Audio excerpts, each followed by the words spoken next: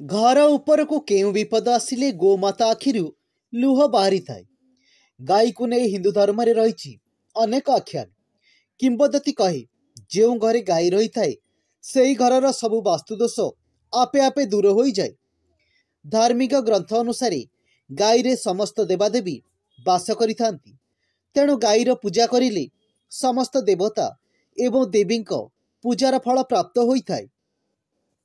गाई उपरे समस्त नक्षत्रर प्रभाव पड़ी थाए। गाईर पिठी हाड़े सूर्य केतु नाड़ी थाए जहा सूर्य किरणरू रक्तर स्वर्णक्षार तैयारी होइथाए। एही स्वर्णक्षार गाईर क्षीर रही थाए जहा मनीष मानक पई अमृत भली होइथाए। एहार सुवर्ण रंग जोगु गाईर क्षीर हल्का हलदिया होइथाए। आज आमे आपनकु कहिबाकु जाउछु जे घर को केउ विपद आसिले कांदी थांती गोमाता।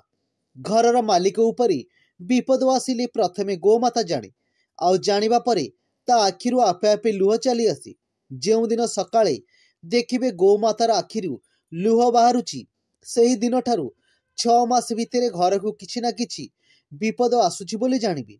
आउरी एभली अनेक विपद जेपरिकी घरे काहार देह खराब हेबा आगरु मध्य गोमाता आग जानी थाए आउ सेथिपाई कांदी थाए।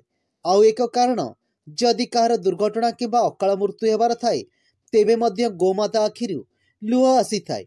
ए कथा आमे कहूनु बरं अनेक साधु संत तांकर अनुभूति रे किछि ग्रंथ रे वर्णना करिसेंती।